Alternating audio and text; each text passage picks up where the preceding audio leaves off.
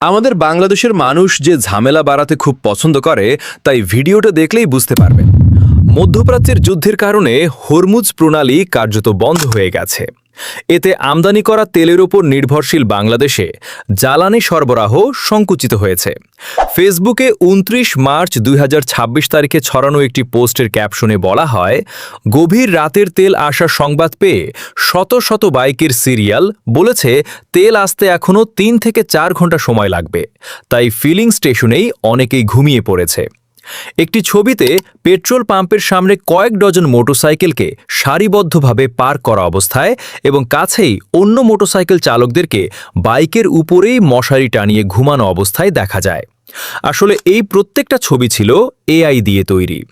এমনিতেই জ্বালানি তেলের অভাবে সমস্যার শেষ নেই, তার মধ্যে একদল লোক এআই দিয়ে এই কর্ম করে ফেসবুক ভাইরাল করে ফেলে। বুঝলেন তো এবার?